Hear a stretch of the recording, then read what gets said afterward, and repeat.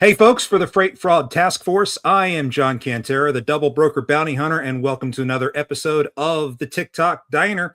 As you all grab your menus and have your seats, remember your server will be right with you. But today, we're going to be serving up some freight fraud with a side of prevention in the automotive space. My guest today, Michelle Hutchinson, is going to be joining us, and we're going to be cussing and discussing about all things automotive. So this should be an interesting one. Stay tuned. For the Freight Fraud Task Force, welcome to the Tic Toc Diner podcast, where we serve up freight fraud with a side of prevention. Grab a menu and have a seat. Your server will be right with you. Here is your head chef and host, the double broker bounty hunter, John Cantera. Some nice, smooth jazz to get going on your Thursday afternoon or morning, depending on where the heck you are in this country. But welcome to the show. And we have Michelle Hutchinson here. Michelle, how are you doing today? I am ready for this conversation. And I just want to know, does this diner serve alcohol? Because I know it's only noon in Eastern time. But this industry has required me to have a few cocktails. So does this diner serve up cocktails or no? Whatever you want. We got a fully stocked bar. We're good to go. I love how we just don't serve it to the truckers when they're out there on duty. That's all. They got to show their logbooks to me. Yeah, exactly. No, I'm doing great. I'm super excited to have this conversation. You and I have been chatting for some time about what's going on. And I'm excited to get it out to a bunch of people just raw, live. And I'm definitely going to hashtag be cussing. I think you know that. Oh, yeah. This is going to be a fun one. I'm really looking forward to this. As most people who follow me know, I have spent the majority of my career in general freight. And when it comes to dealing with fraud, I have actually avoided automotive like the plague. I know in 2022 and 2023, I would get calls from carriers who were double brokered and didn't get paid for hauling vehicles. And I had to turn them away because every time I tried to work one of those cases, it would be like through Central Dispatch or Super Dispatch, and there was zero help or cooperation out of those organizations. So I was like, you know what? The automotive industry clearly does not take this seriously. And JR has bourbon on hand for you over at the bar. So he'll take care of you. I would have to tell him, I'm sorry, I just can't help, not in that space. So when my current employer approached me and said, we're actually looking to be proactive in dealing with this as opposed to the rest of the automotive space, I said, okay, now you've got my attention. And that is why I'm finally getting engaged in the automotive. And how Michelle and I actually first met is because Michelle was approached by the Freight Fraud Task Force to be an automotive specialist.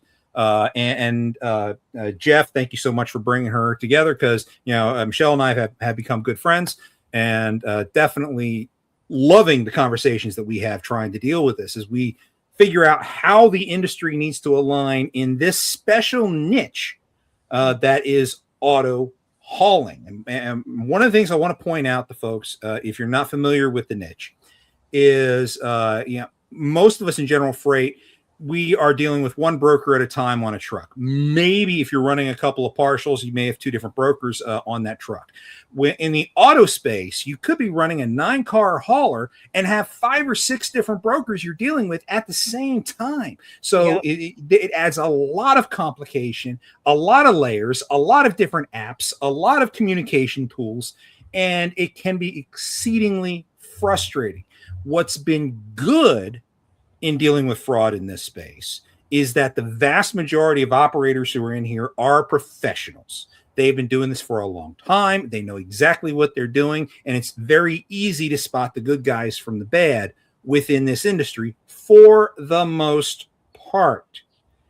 I would dare say, Michelle, correct me if I'm wrong, I would dare say that in the automotive space, the fraud that takes place is usually somewhere between 12 and 18 months behind general freight.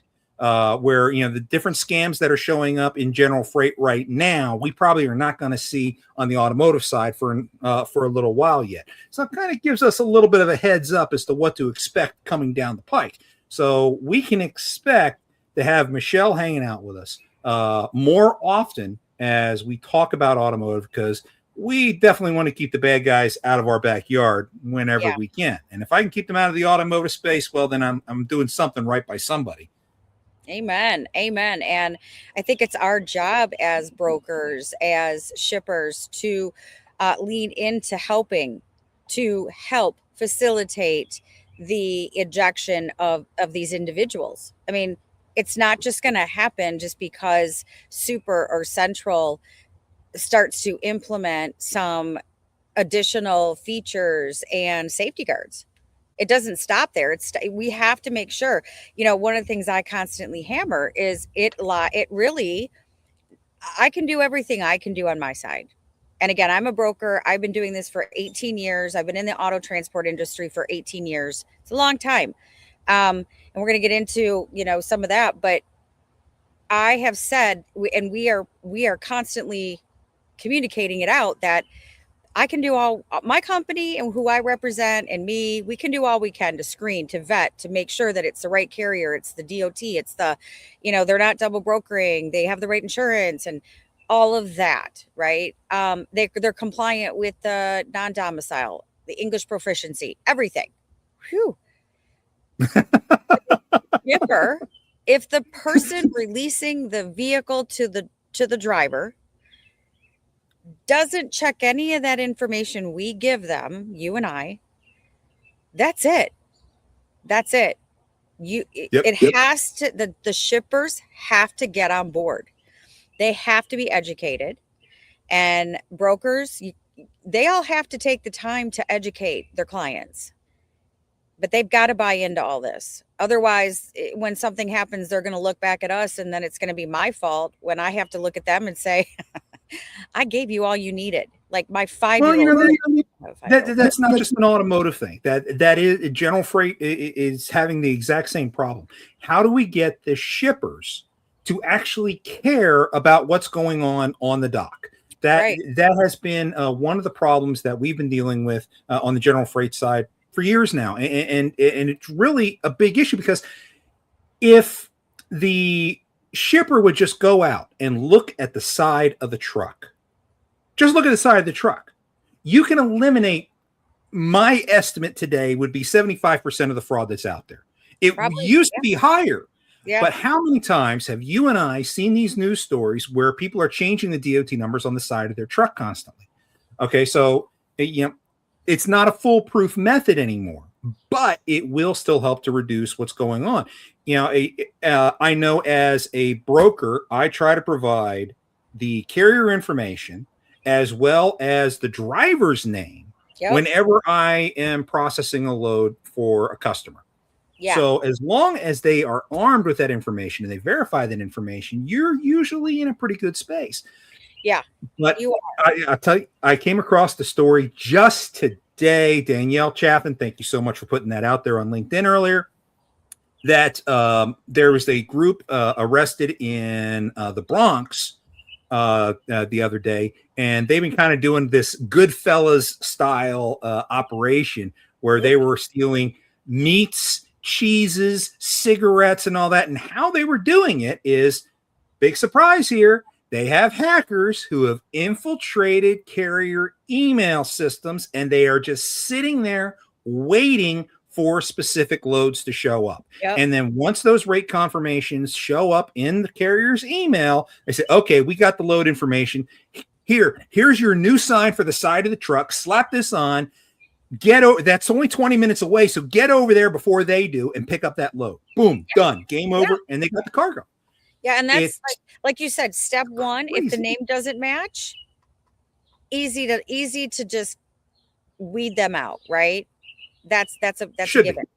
It should be. Second, if it's taped on the side of their truck with duct tape, masking tape, packaging tape, if it's taped, stop. Now, I will tell you that we've had situations where it is taped in the window because it's a new truck and they're waiting to get all that stamping. But then the shipper will call us and say, this doesn't look right. But if you stop when you see tape, name doesn't match, has tape, if you stop, I mean, you're increasing the percentage of those fraudsters that we can eliminate. See, I'd rather have shippers and dealers call me and say something doesn't look right. And they'll say, okay, these are the things I want you to check for me. Take a look at the side of the door. Take a picture of that and show me what you see. Take a picture of the guy's driver's license and text it to me. Let me see what you see. And I can sit there and identify, that's a new truck for them. I just verified it's on their insurance. Everything's good to go. Yes, you can release the cargo to that carrier. And, have at it. I live to have those conversations all day long. I'm perfectly happy doing it. Just call me, because if you don't ask the question, that's when you are at risk. But why won't they? That's the thing. It's as easy as picking up the phone. It's as easy as asking the question. It's as easy as telling the driver to give you 10 minutes. And if that driver's going to freak out on you and get defensive, it's probably fraud. I guarantee it. Usually, yes. Yeah, because the real driver, the real guy showing up, he doesn't want to lose that vehicle. He'll wait 10, 15 minutes. And if he gets upset, guess who he's going to call? He's going to call me and be like, Michelle, your client won't release the car. Well, why not? Oh, you got a tape sign on the back? Well, hold on. Oh, look, it's the client. I mean, it's about, and again, I think it really goes back to educating, not just even the dealers, not even just the shippers. It goes back to even educating the carriers. I've really tried recently to kind of step up and coach carriers a little bit more. Like today, okay, my number one person is on vacation for a week. So again, the whiskey will do wonders for me. So I've been dispatching again. I haven't done dispatching in quite some time because that's not what I do every day. But what I communicated to the driver was the following. Thank you for giving me the license, the VIN, and a picture of the truck. I'm sending this to the shipper. If something changes, you need to let me know before you show up so I can update that shipper. Because if you don't, they're not releasing the car, and I don't want you calling me, bitching at me because they're not releasing the car to you. Take some accountability, carrier, and do your job the right way. It's all part of the process. We need everybody involved. Oh, absolutely. Yeah. I look at, in general freight side, places like Walmart or whatnot, and the excuse I get out of people who work at Walmart is, hey man, we got 400 doors on this building. I got to hire 20 people to be able to check every single truck that's sitting at these doors. I'm not doing it. And if they just give me a good pickup number, I'm giving it to them. Well, okay, your funeral. But here's the big problem that I don't think the general public understands is that Walmart is not just taking that loss on the chin when it gets stolen. They increase their prices to the rest of us, and we are paying for that. Yep. I don't know. Yep. People do not believe me when I sit there and I say, look, I sit down with economists. We crunch the numbers. And with the level of theft that goes on today, you are seeing roughly a 20%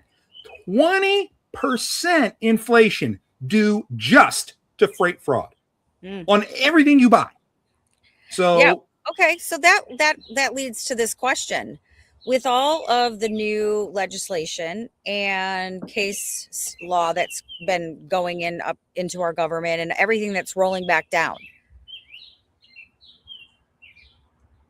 will this impact inflation if we get fraud under control, right? Will it lower it? Or has our population just become so used to paying so much money for everything that the Walmarts and Targets and Home Depots of the world are not going to lower their prices? Because I would think that we get fraud under control, less fraud, less loss. What do the economists have to say about that, Sir John? I know if I were a betting man, of course, I would sit there and say, no, prices won't come down. Right. Because we know from history, once we become accustomed to paying a certain level, then the market will retain those rates. And who profits from that? The guys at Walmart and all that stuff. They profit like hell from it. Now, the catch on this one is that we are in a market with shrinking capacity. And by the way, that capacity is going to be shrinking by leaps and bounds for at least the next 12 to 18 months. Yep, absolutely. Shrinking capacity. We have increasing freight demand going on, which means the prices are going up. Freight Waves just published, I believe it was just yesterday, that General Freight, we're talking about the 53-foot dry van rates, have hit record highs. Okay, and I was on the Road Dog Coffee podcast earlier today, and we were talking about this. When COVID hit and we got that huge spike in rates post-COVID, it took months. It took like 10 to 12 months for rates to gradually increase to those record highs at the time. Right. This happened in 3 months. We went from the lowest rates we have ever seen in history to the highest rates we have ever seen in history. And you pointed this out. Dealers and other shippers are expecting to be able to pay the same rates they were paying 6 months ago. Well, guys, I'm sorry, that's just not going to happen. It's not. I mean, I don't. And it's not just it's not just the box truck stuff. Like, I'm trying to explain, because we're now 2 companies. We've merged into one. We move yellow metal, we move white metal, right? And then we move some weird stuff in between. And I move some weird stuff. And this weird stuff and the yellow metal, it requires the flatbeds, the 53-foot flatbeds, or the goosenecks, or whatever specialty trucks are out there. Well, these specialty trucks, especially on spot loads, has skyrocketed. And that's hard to explain to people too. It's not just on cars and autos and freight. It's everything. It's everything. And my biggest challenge, I mean, there's a lot of challenges right now. My biggest challenge is the customer not wanting to understand that it's going to take more money to get their stuff moved. They would rather use a shoddy carrier, do it themselves, not do all the vetting, to try and save some money, instead of working with a professional company like you and I do, that's going to protect their assets. And the only way that I believe that it's going to really finally hit home with some of them, because some of them do understand, it's not an all or nothing comment. Some of them, it's going to take for them to have an incident to go, oh crap, maybe I should have paid the extra $300 to get that moved, because now it's costing me hundreds of thousands of dollars. Because just like us, where there's liability involved, the shippers have to understand, if you do it yourselves or work with a company that isn't following a good protocol, you're opening yourself up to some major liability. It's worth the extra little bit of money right now, guys, because a good partner to these shippers is going to explain this to them. They're going to explain to them that there are over 85,000 postings on Central Dispatch right now. Inventory is super high. Like you said, capacity is lower, and it's going to get worse as they're yanking these guys off the road. And work with a partner who is going to help you maneuver through this time, get you through it safely, and then come out the other side. You'll end up saving some money. But in the long run, you got to, how do we get them to understand this? Because I got to tell you, I've seen complications come up. Now, we thought that when the Montgomery decision came down from the Supreme Court, that everyone would finally get the clue, hey, wait a minute here, we need to pay the extra money to get the shipping done right, because a lot of vetting takes place. We got to make sure we're using good, safe people, et cetera, et cetera. Yeah. So the bottom feeders, we were hoping, were going away. 3 days later, and this did not get any play in the press. Okay. 3 days later, the Supreme Court of the state of Texas ruled that Home Depot who was who owned the cargo that was involved in an incident would not be held liable for negligent hiring because they were a quote passive shipper. So what we all thought when the ruling first came out was not only is the broker in line of fire for liability claims, but also the shipper. Now, the shipper has always been in the line of fire, but no one ever actually went after them. This opened the door, pulled back the curtain, and fully exposed the shipper. And then the Texas Supreme Court comes out and says, no, if they were passive in the selection process, then they are not liable. So in Texas, we've got a problem.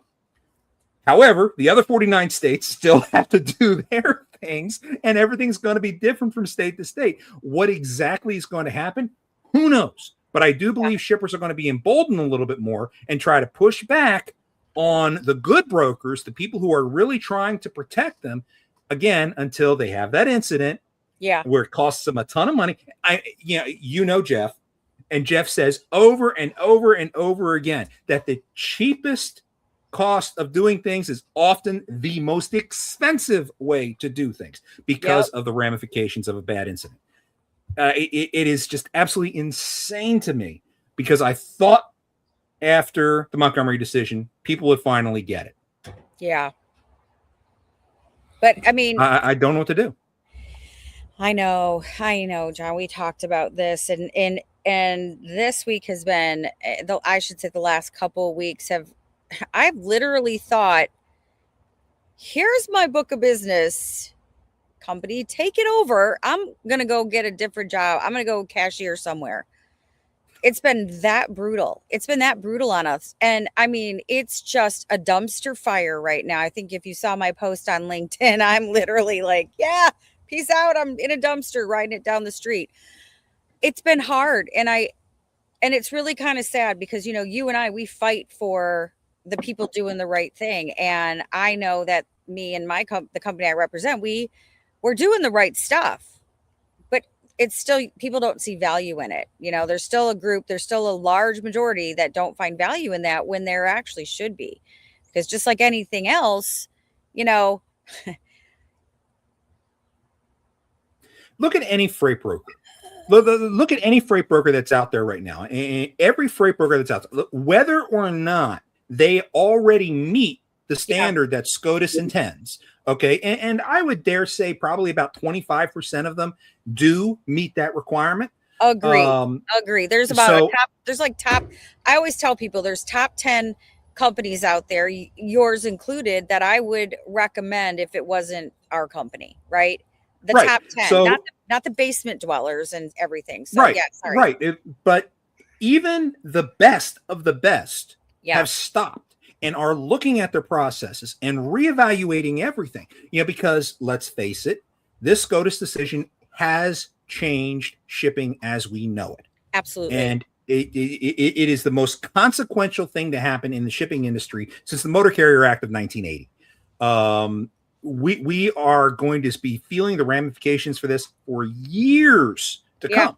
So as the best of the best go in and refine their processes, they want to keep that title. They want to stay the GOAT of shipping, whatever it is that they handle. Right. So we're going to see the best continue to move towards different things, whether that's immediately weeding out anyone that's listed as conditional on their safer scores, if that's identifying specific types of violations that popped up in a roadside inspection and say, okay, if you have this violation in the last 2 years, we are not going to use you come hell or high water. Right. And what violations do you look at? What becomes an issue? Is it repeat violations of brakes, repeat violations of securement, repeat violations of hours of service? I mean, what are we going to key on? What are we going to focus on in the entire industry? I don't care if you're good or you're bad. Everyone's asking that question. Okay, what do we need to key on? Because no one knows that answer yet. No, it's trial and error right now, and it's also the fact that like one bad driver could hurt an entire really good carrier company, right? You know, I think that like you said, the go to transport. Sorry, there's pollen like all over flying around here.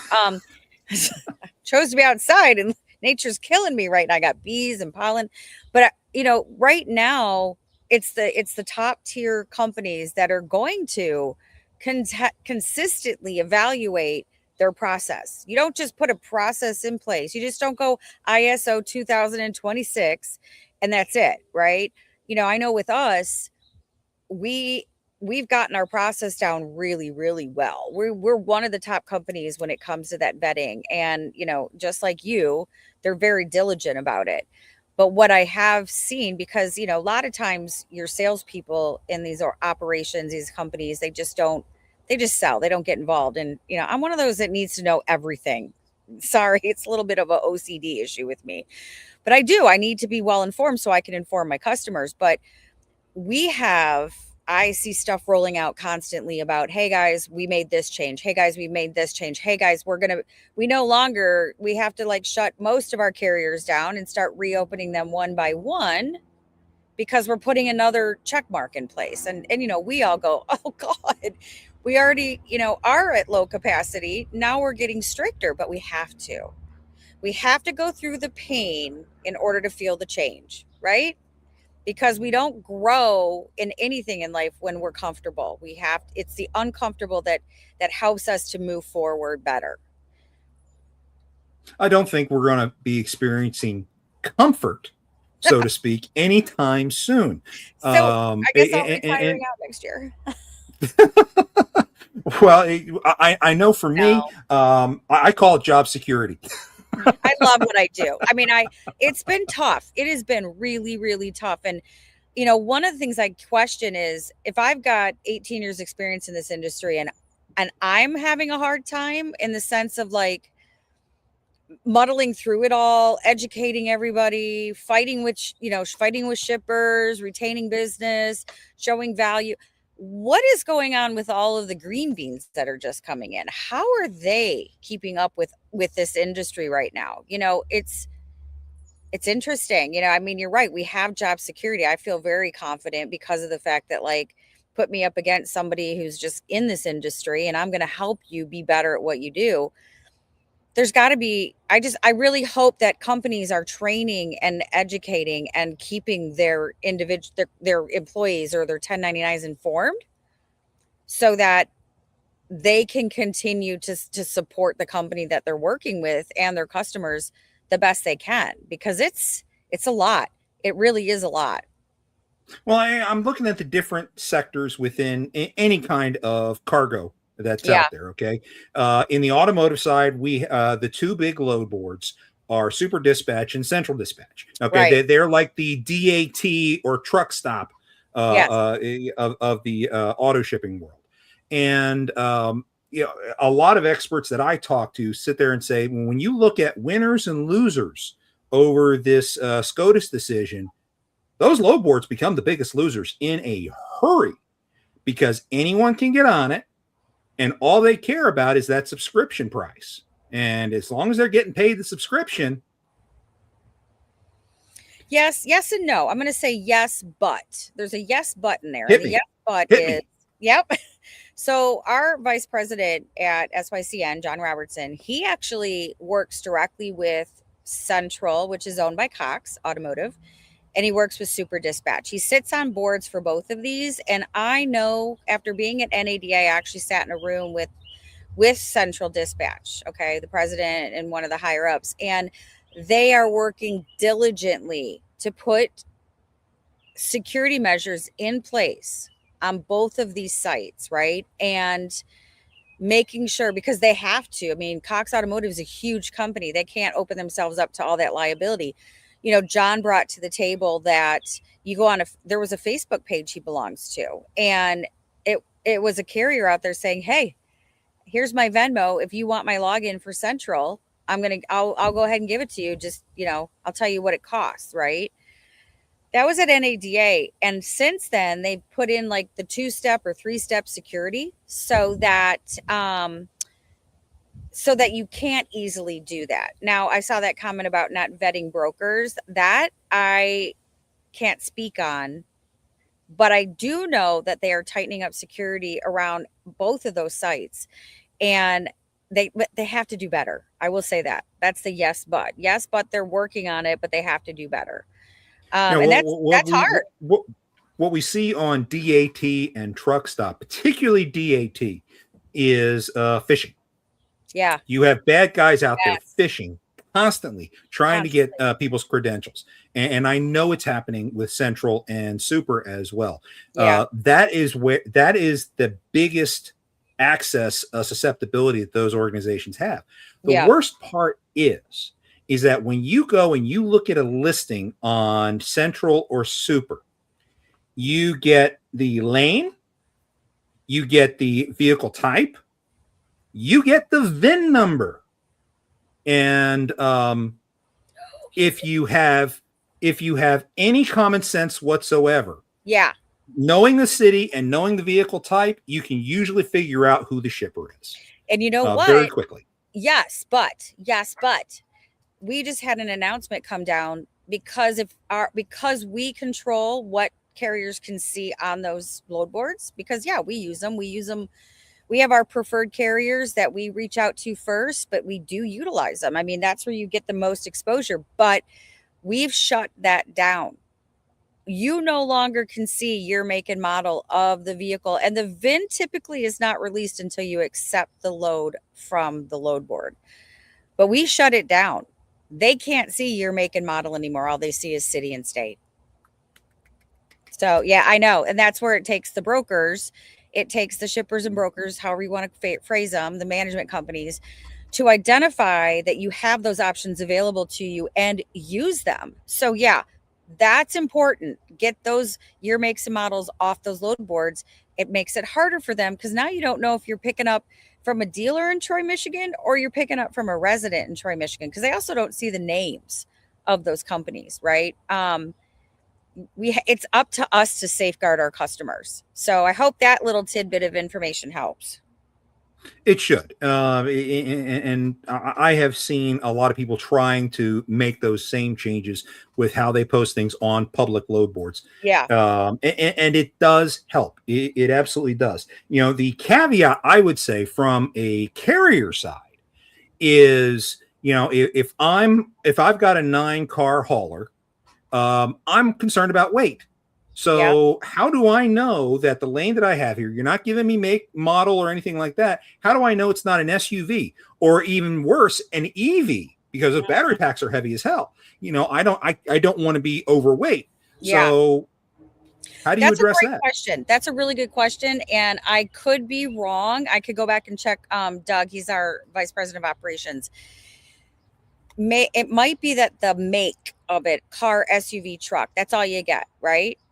Not the year, make, and model, but the type is still out there. The type of vehicle. Now, that's where you can't and a lot of companies will auto dispatch. They auto dispatch, right?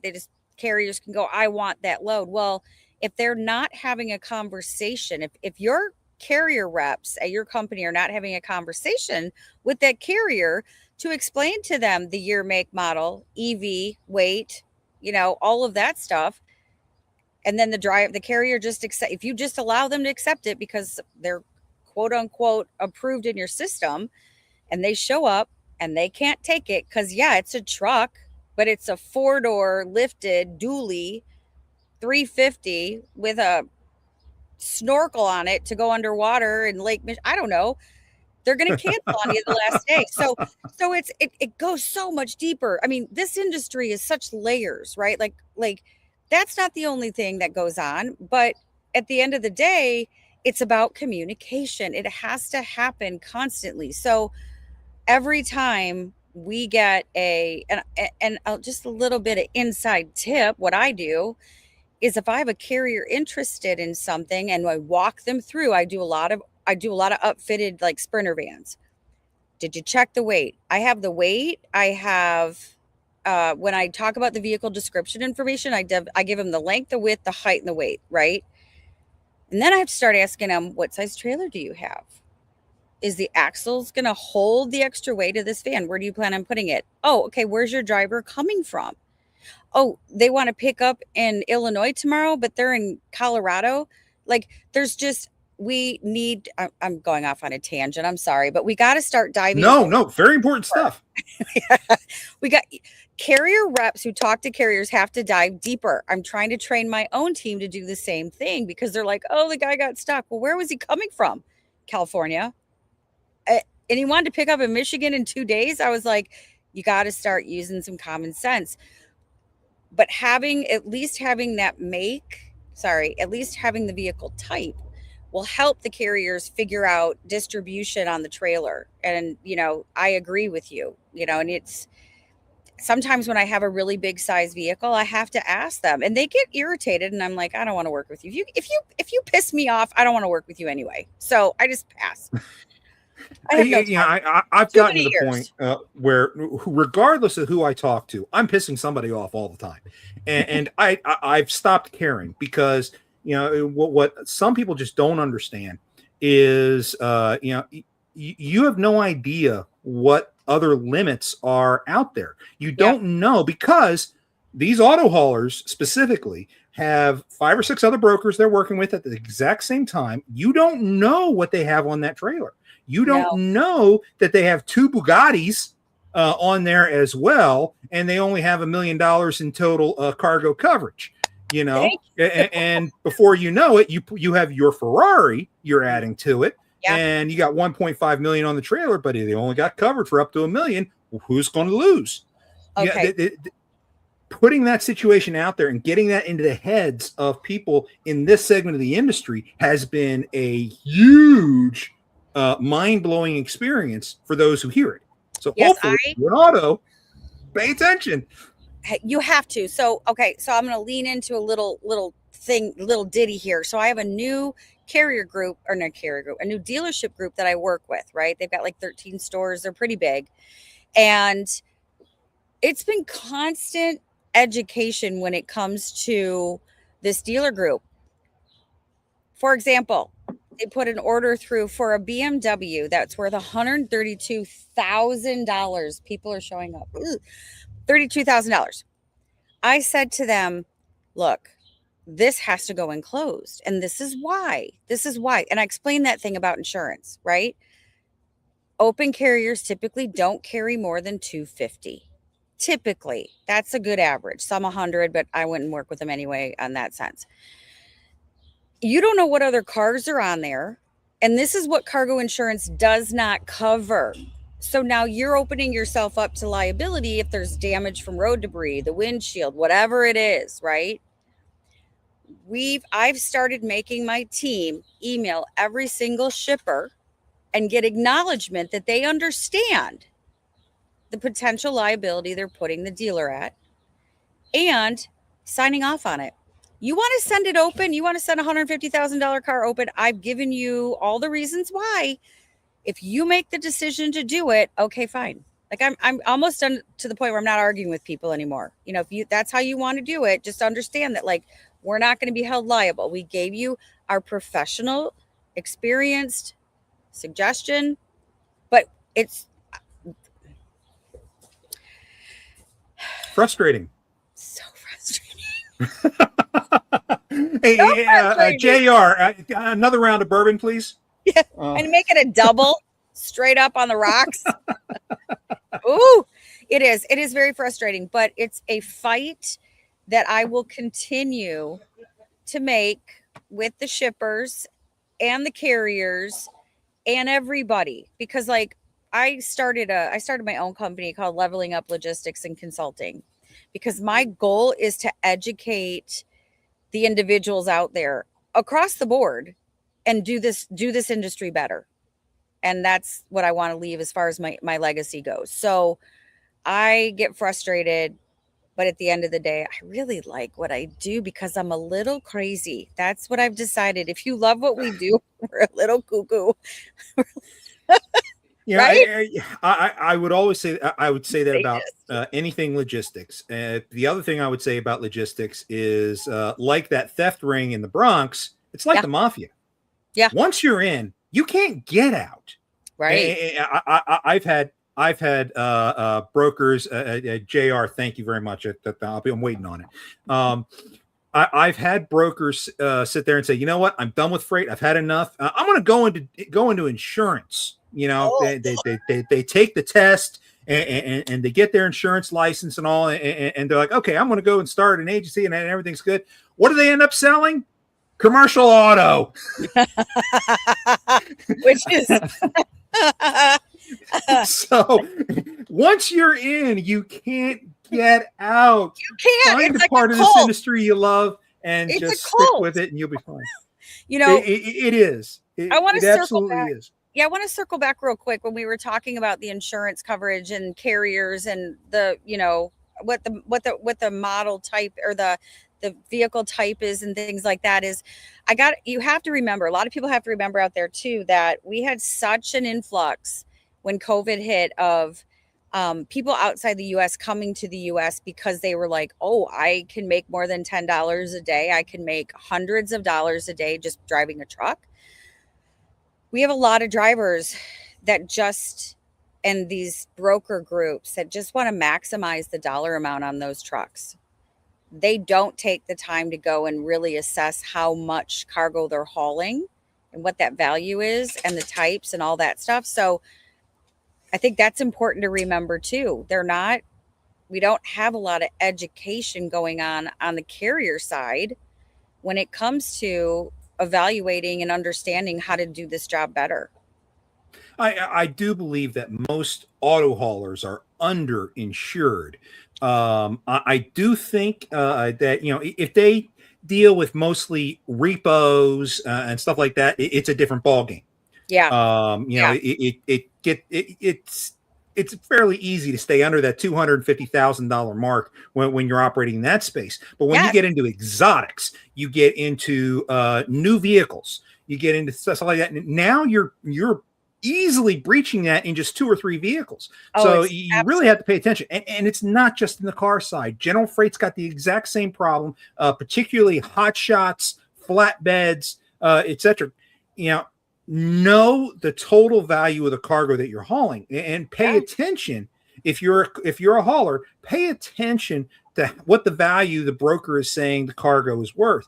Because if you're running like a flatbed and you have 20 feet of deck space, 20,000 pounds, you say, okay, well, I got plenty deck space left and plenty capacity to go and add another thing. Well, I've only got $100,000 in cargo coverage because that's what a lot of flatbed guys have. And this is valued at $75,000. I'm going to go and get this other thing over here. And it just so happens that's also $75,000. And then boom, I get into a wreck. Yeah. Okay. Yeah. Now, here's what's going to happen. What most people don't understand. Here's what's going to happen. You have a total of $150,000 of cargo on that truck. You're only covered for $100,000. Somebody is going to lose. Yeah.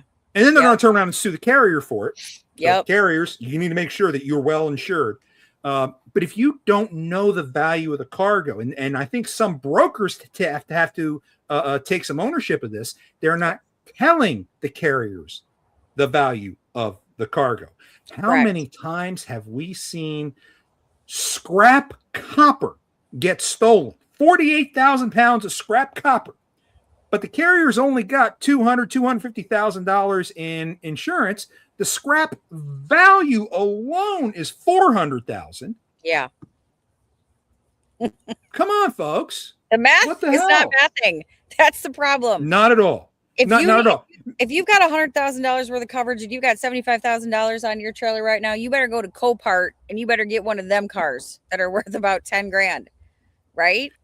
Seriously. Yeah. And it's not just that. It's okay. So that's talking about value. Let's talk about cars that, like I have a car right now where one of my dealers, it's got a 4.5-inch ground clearance on it due to the ground effects, and they want to ship it open. Okay. Here's another liability.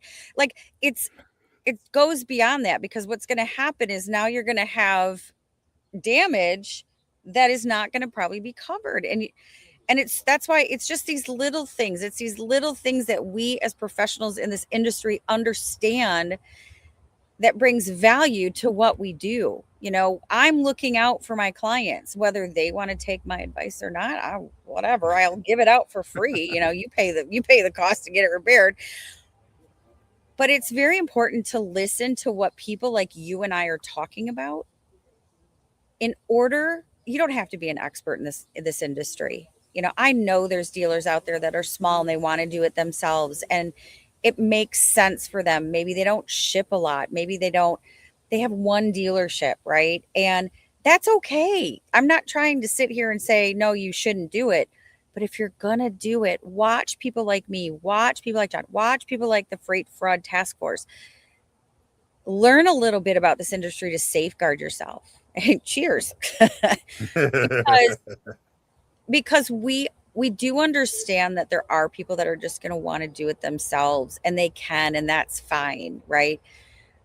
One of my biggest pieces of advice is if you are a private owner of a car, do not go out and put your information on the internet. Please don't do that. If you do that, look at his face. He's like, ugh. If you do that, you're going to get 500 people and you have no clue.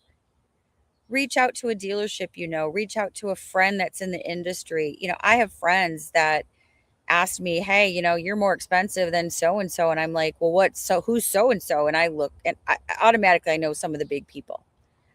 And one of the names they brought up was Montway. And I was like, yeah, absolutely. Use Montway. If they're cheaper than me, I support that. It's a good company. They know what they're doing. Just make sure you ask all these questions, right? We're here to help people. We're not here to fearmonger and scare people. We really, really, John and I want to make this industry better. I really just hope people can understand that. That seems to be where the biggest challenge is. I don't know how many times I have reached out to somebody and then they say, okay, well, we want to talk to you on a professional basis. We want to hire you as a consultant and all. And then I present them a fee, and they're like, no, we're going to go do this ourselves. And I'm like, okay, fair enough. Inevitably, 2 months later, they call me back. Yeah, are you still available? No, I'm not. Yeah, but here's my new rate, by the way, because I'm going to tell you right now, thanks to SCOTUS, I know that my value is double. Yeah. Okay. Yeah. I mean, bring it, folks. Yeah. My employer is probably sitting there shaking right now saying, oh my God, how much more is he going to ask for next time we do a review? But it's about the experience. It's about the different things that you and I have been through. I spend a great deal of my day, most of it in the evening, just research. Yeah, just doing research. Yeah, I'm constantly trolling LinkedIn, Facebook, Reddit, and other different social media sites, looking for the horror stories, looking for new things that have come up, and then studying those situations, reaching out to the people who made those posts, talking to them and trying to figure out what exactly happened. And if it's something that I haven't seen before, now I'm laser focused on it. Okay, how do I reverse engineer this? How did they do this? How did they get away with it? And how can I protect myself from falling victim? And this is why folks like us are always going to be one step behind the bad guys. Yeah. At best, we're one step behind them. Yeah. Okay. And it doesn't matter what industry you're in, whether you're in logistics, banking, insurance, whatever, you will always be one step behind, because scammers are always going to scam. As soon as they know what you're doing and how you're doing it, then they're going to try to find a way around it. And that's what I try to do back to them. If I can get the bad guy to react to what I'm doing for a change and disrupt them, even if it's for a little while, then that's a win for me. Yeah. That makes it for a great day. I have a quick story. Please. And it's not just about fraud. It's not just about the rules and laws, regulations, legislation, all that. I had a carrier last week. We dispatched it to them. They vetted out. Great carrier. No problems. Checked their history, checked their everything. I just checked everything because I actually dispatched it. And they were very clear on what the requirements were. It had a guaranteed delivery for Friday. The guy picked it up on Wednesday. On Friday, he was still sitting in Michigan. We know that because we could track it through Super Dispatch. And this carrier, this driver, who may have been the owner, maybe not, started to send me text messages schooling me on this industry, that I have no idea what I'm doing, that door-to-door service is a priority, that I'm on his time. He has to maximize his trailer. I'll be lucky if I see the car anytime over the weekend. So, of course, this is one reason Jordan says I'm never allowed to talk to carriers. It's because I don't take that crap anymore, right? And I got real upset with him. I picked that phone up and I was like, I'm not sure who you think you are. Well, then the other part of me kicked in, and that's the experience side, where I texted him later saying, oh, this industry's so stressful. I'm so sorry. I deflected. I was projecting onto you. That was so wrong, because I had to get the car to where it was going safe. I knew what my cards were going to be when he got there. But until that point, I was his best friend. I was helping him do his job. I was checking it. We set up a secured lot for him to drop in over the weekend in a tow company, and he wouldn't, because he didn't want to pay for it. He was smart. He knew he was going to get it taken away from him, right? Even though we don't tell him, but he knew. So I was his best friend, John. I mean, we were talking about kids. We were talking about all the stuff, right? The minute he dropped that car Monday, the little devil sign on my text message went out and said, choices equal consequences. And he damaged the car. All of a sudden, he was begging and pleading me not to involve his insurance company. And I was like, sorry, not sorry. So it goes even, it's like, that's the other stuff that you and I and these brokers deal with, that I know my clients would have not known how to handle, nor would they have had the patience to deal with him all weekend. And that's what I want. And I try so hard to explain to people, is like, we're more than just assigning your cars. We're more than just watching out for your assets, your reputation, your brands. That's our job, right? It goes above and beyond that. And so when you talk about how you have increased value, good brokers, good partners, they do hold value. And it's about time that people start seeing that. I'm hoping beyond hope. Carrier. Yeah, I'm hoping beyond hope that we see the shippers become more responsive when we start explaining, this is why you're seeing the rates that you're seeing. This is what it takes. Yeah. Oh, and by the way, we may come back looking for a little more because the market is in continuous flux, violent flux. Oh yeah. And that's something that I think a lot of people, especially shippers, they just don't get it. They still want to be able to ship stuff for the same rate they were doing 6 months ago. Let's just put it on this happening. And say, if you want it done and you want it there and you want it insured and you want all the things, pay the extra money. Honestly, you're gonna, I can't tell you how many clients I talk to that I say, look, you know what? You're an expert at what you do. I'm a professional at what I do. I mean, we're not experts. We're, like you said, we learn every day. We're learning and learning. But go back to what you do best. Let me do what I do best. That's going to be a win for you, because especially in the dealer world, the amount of time that it could take you to hunt a carrier down, vet the right guy, negotiate rates, deal with him all weekend, you probably could have sold 3 or 4 more cars. Just saying, Oh yeah. Oh, without a doubt. Yeah. I deal with a lot of, you were talking about difficult carriers. Mm-hmm. I deal a lot with difficult carriers, and I love your approach. And it's a very similar approach to the way I do. I am their best friend. I am their advocate. I am going to say, yeah, man, we're going to take care of you. You take care of me. I'm going to take care of you on the backside. Everything's going to be fine. And then they go and deliver. And I say, well, you do know that you cost us a fuck ton of money on this. So you're probably not going to get paid, right? What really surprises me, though, is the good carrier is going to sit there and say, yeah, I know I screwed that up. Exactly. And I don't expect to get paid. What do I need to do to make this right for you?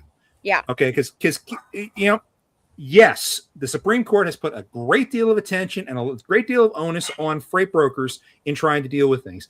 But it is a partnership. And this is what most people in this industry, particularly new, do not understand. It is a partnership. It should not be an adversarial relationship between a broker and a carrier. It's a partnership. No. Here's another way to look at it, too, is I tell these carriers constantly. This is what I tell carriers. I'm like, look, this is a symbiotic relationship. End of story. Without me, you don't have a job. Without you, I don't get stuff shipped. And without you and a lot of these shippers, they can't get their stuff and expand their business and grow it outside of their little neighborhood area. So suck it up, Buttercup, and do your job. Because guess what? I got to do mine, and recognize that it's a partnership and we're in it together. And I hammer this with carriers all the time, because now we could do a whole nother show on carriers, whether it's freight or auto. I'm in. When are we doing it? I tell them this: if you just communicated, you would eliminate 80% of your issues with brokers or shippers. It's that easy, guys. Talk to us. Tell us you had a blowout. Tell us you went in the shop. Don't let me find out on a Monday that your guy went in a shop on a Saturday, right? Let us know, because the good brokers, and when I tell you this, when I tell them that, the good brokers are going to help you. Okay, great. Listen, where are you at? Get me the receipt. Let me talk to the shop guy. Can you get it off the trailer so I can get a rescue truck in there so my client's happy? I'm still going to pay you for as far as you got, but I got to get it to my client. And you're a good carrier for doing this, and I'll use you again. Don't worry. Like, it's all those little things that have to keep all of us successful in this. And right now, with as cuckoo bananas as this industry is, it's even more important that the carriers, the brokers, and the shippers, we all work together on the fraud, on the industry, understanding the rates, understanding the challenges the drivers have. I mean, New Mexico, really? You're going to take a 10-car hauler or a 53-foot box truck through New Mexico with 100-mile-an-hour winds? They're not going 60 miles an hour. They're not even going 10. I mean, but that's the stuff that we have to explain. I know I'm going through the Rolodex of 18 years of stuff. We just need to write a book. But that's what I'm saying. My whole point at this thing is we're in it together. We have to stop fighting one another. And the good carriers work with your brokers. Shippers work with your brokers. Best option you got.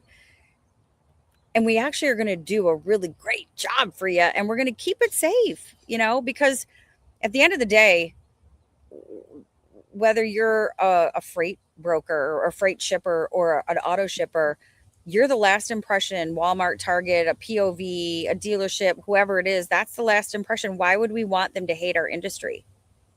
Why? We don't want them to be frustrated. We like what we do. We want it to be a good experience for everybody from the time that it's picked up to the time that freight's delivered. Yeah, I would also sit there and say brokers, we've been beating up on carriers quite a bit. So carriers, please forgive me. Oh, we love the good But I would ones. also say, I would also say that brokers need to communicate as well. There are too many brokerages out there that do work only bankers hours. They won't answer their phone at night. And that can be detrimental to a lot of carriers that are out there. Yes, so 100%. Let's talk brokers. It's a 24/7 operation. Absolutely. And brokers, pick your phones up. If you've got a driver in distress or a carrier that's trying to get a hold of you, it's so important. Yeah, I carry this every day, and I make myself available. Now, if you're just going to put your, right. Yes. Okay, John. So, but you're absolutely right. Brokers, you got to step up into the game too. You can't just go home on a Friday and forget about all your freight. And communication, if a carrier cancels because they're communicating, you got to tell your customer, And these are some of the things internally that I'm struggling with, not internally myself, but with our company, is communication. Listen, when you bring me on, and I have a degree in communication arts and science, you better communicate well. Okay. Cause that is a huge trigger point for me. I sometimes over communicate, but I agree with you too. We've been a little hard on the carriers, but we could flip it right around to brokers as well. Really, I mean, like you said, not explaining the freight, not talking about value, not talking about ground clearances, not talking about upfittings that are done aftermarket stuff on vehicles and they show up. I mean, I think for how much any, longer you got, John? hey, I'm good to go. Every now and again we run long. It's okay if we run a little long. So what I typically do, and what I recommend to any broker that's out there, whether you're new or you've been in this for decades, make sure you have a overnight team that answers an emergency line, a weekend team that answers an emergency line.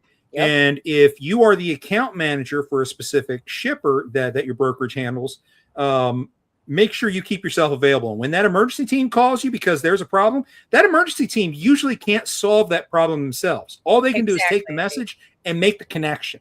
Okay. Yes. But making that connection is exceptionally important, because then we can actually get something done. We can work together and figure out an issue and get a solution. You know, you've mentioned it yourself. Do we need to send a rescue truck in? Do we need to just advise the shipper, hey, there's going to be a 24-hour delay? Yeah.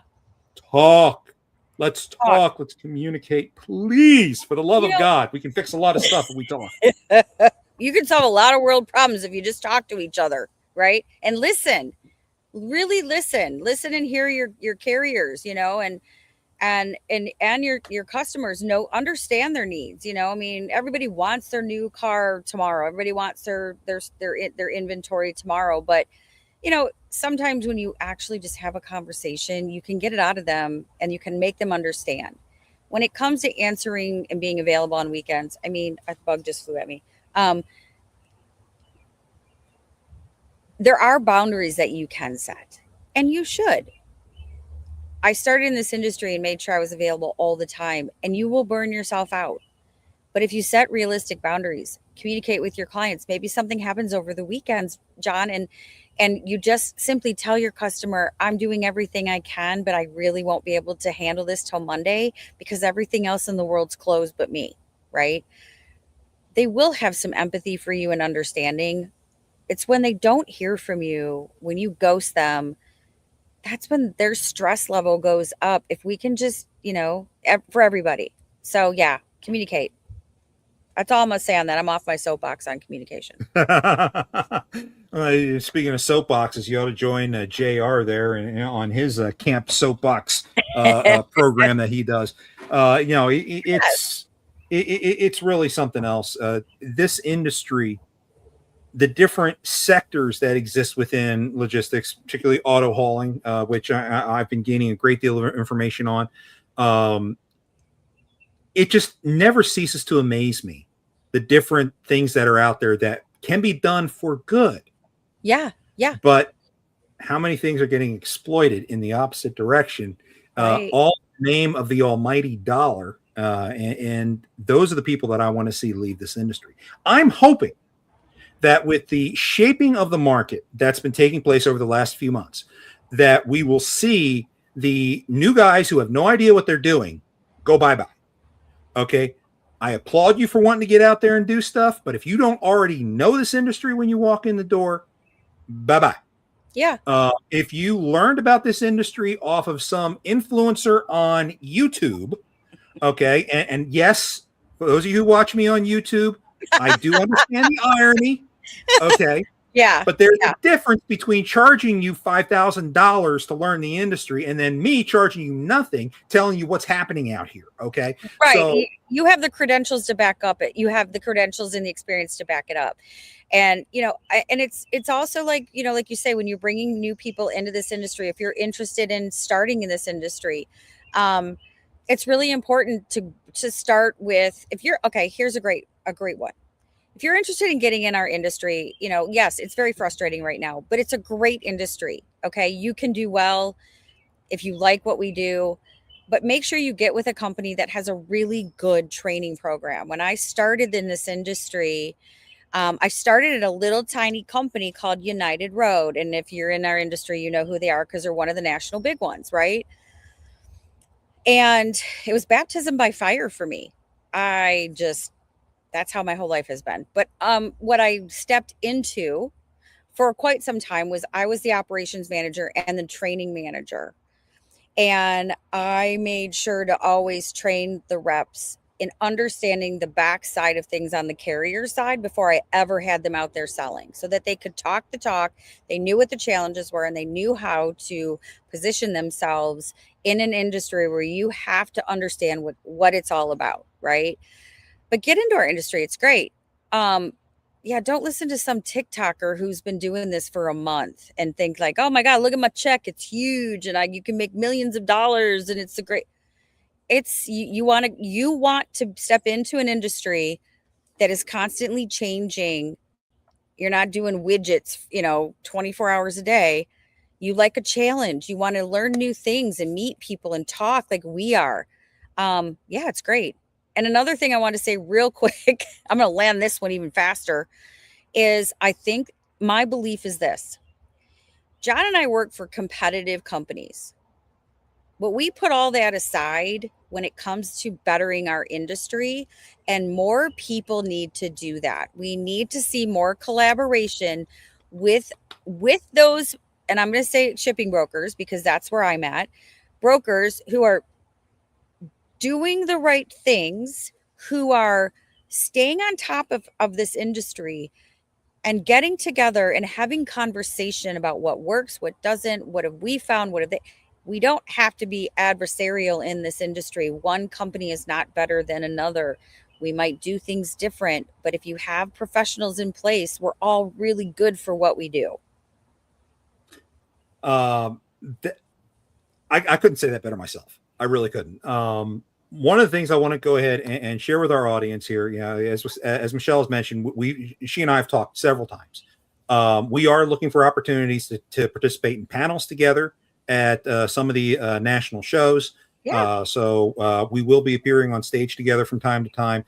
And, Michelle's most likely going to be showing up on this show far more often too. It's going to be, it's been a great relationship between the two of us. I absolutely adore it. I absolutely adore the conversations that we've had because I've learned a mountain about this segment of the industry from you. And I know that the opposite is true. You've learned a lot about the fraud side from me in the different types of scams that are out there, et cetera, et cetera. And before the show started, we talked about some of the things that we were going to hit on, and we didn't only hit maybe half of the things we had talked about discussing. But that just means we got room for another day. I love it. You know me, I'm always open. Oh, absolutely. Absolutely. So let's go ahead and wrap this up. Michelle, how can people find you?